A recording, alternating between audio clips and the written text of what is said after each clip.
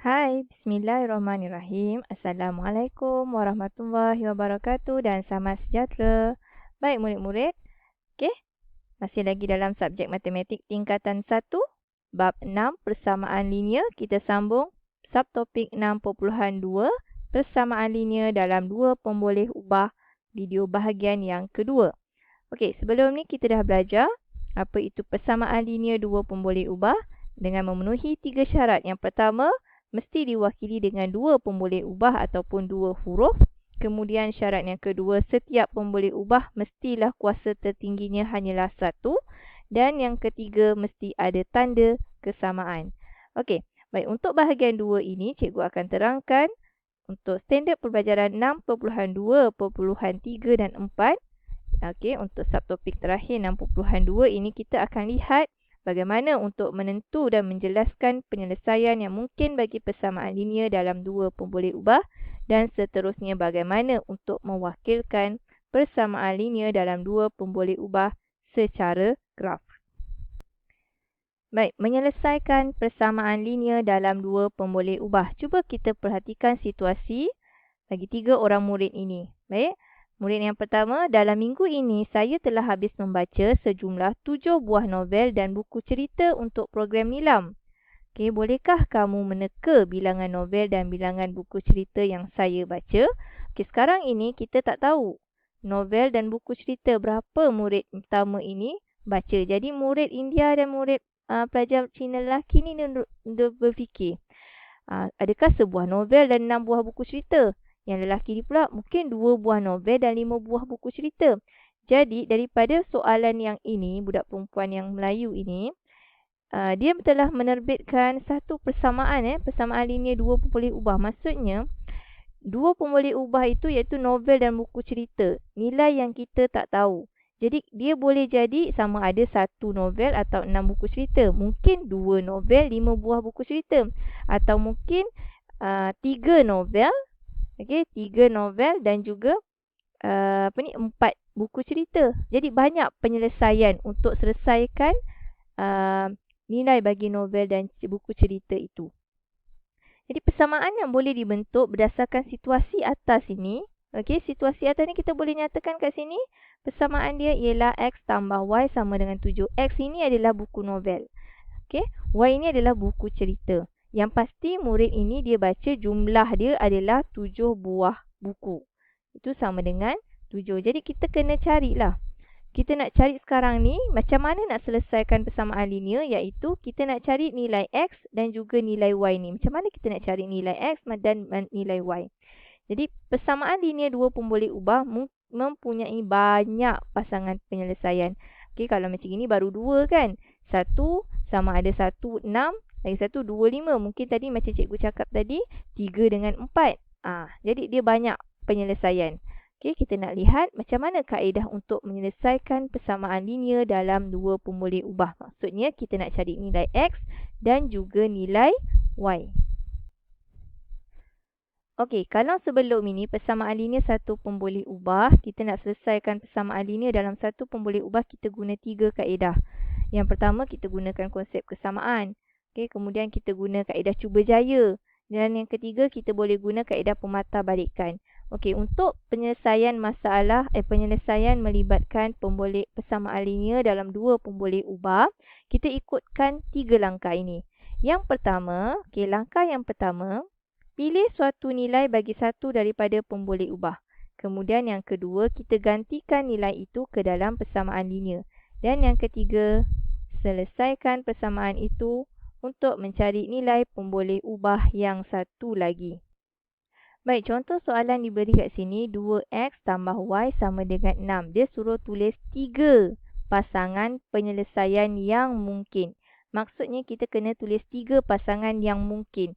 Okey, dia kata pilih satu nilai. Kita pilihlah satu nilai. Okey, persamaannya 2X tambah Y sama dengan 6. Katakan cikgu letak kat sini, pilih satu nilai untuk X, cikgu pilih kat sini sifar. Okey, yang pertama cikgu pilih X sama dengan sifar. Dia nak 3 pasangan kan, ini baru 1. Okey, yang kedua cikgu letak X sama dengan 1. Okey, yang ketiga X sama dengan 3. Okey, Kita letakkan katakan. Katakan. Okey, ini langkah pertama. Okey, langkah pertama kita pilih satu nilai daripada pemboleh ubah. Kita pilih pemboleh ubah X lah. Okey, X, sifar, X1, X3. Ada 3 pasangan. Okey, pasangan tu maksudnya X dan Y. Ini baru X. Macam mana kalau kemudian yang kedua, gantikan nilai itu ke dalam persamaan linear. Baik, persamaan linear tadi 2X tambah Y sama dengan 6. Okey, kita gantikan nilai itu dalam persamaan ini. X sama dengan sifar kan? Jadi kita gantikanlah 2 darab sifar tambah Y sama dengan 6. Jadi kat sini 2 darab sifar, maka Y sama dengan 6. Bila X sama dengan sifar, Y dapat 6. Jadi penyelesaian yang mungkin ialah, kat sini jawapan akhir dia, X sifar, Y 6. Begitu. Okey? X sifar, Y 6. Kalau X sama dengan 1, kita masukkan. Okey? Ini, gantikan nilai dia.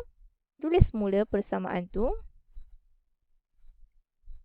2X tambah Y sama dengan 6.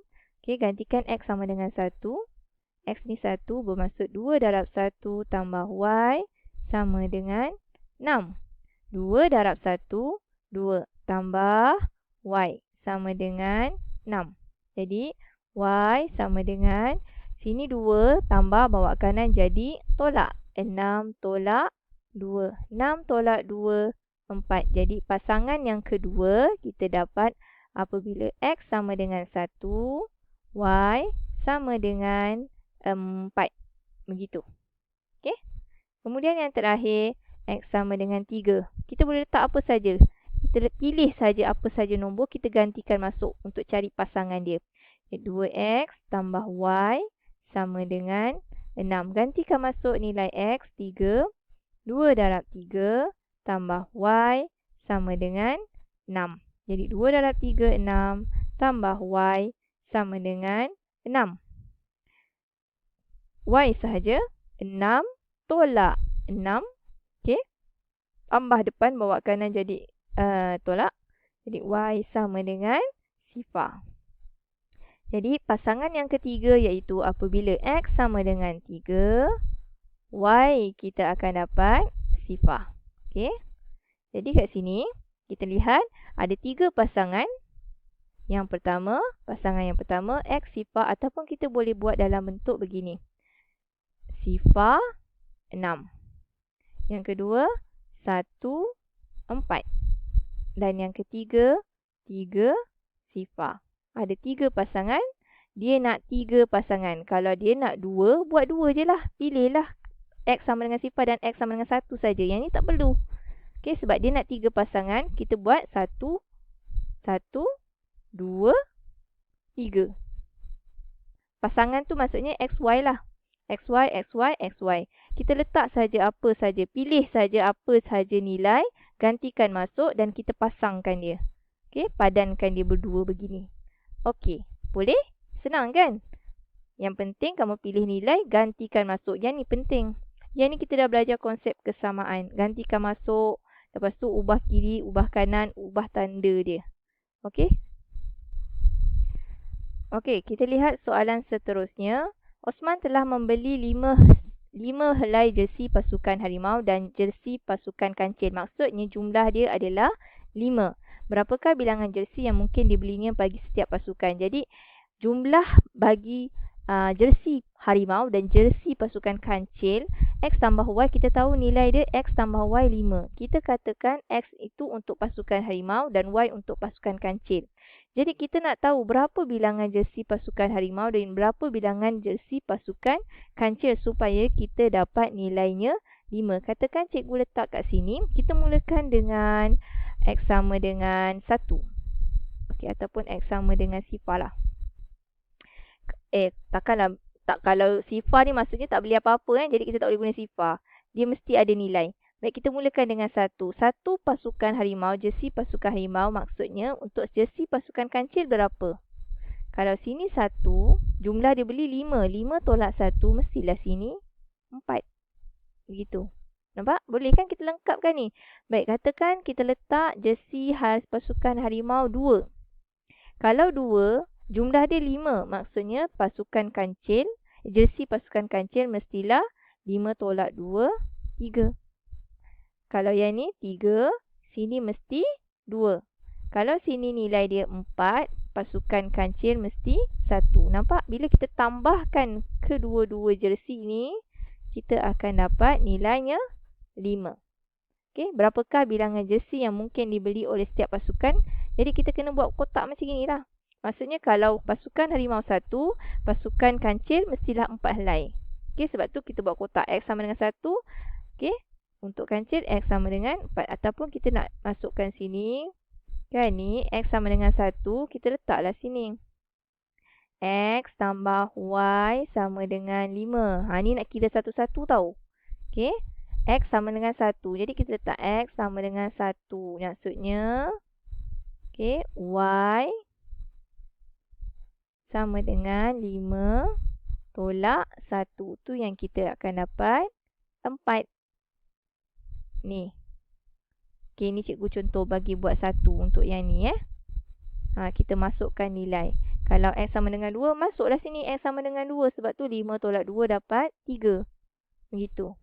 Okey? Okey, yang terakhir cikgu nak tunjukkan bagaimana kita nak wakilkan persamaan linear dalam dua pemboleh ubah secara graf. Yang pertama, diberi persamaan linear, kita cari koordinat X dan Y, X1, Y1.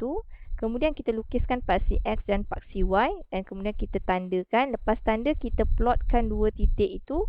Kita gariskan lurus. Kita tengok soalan.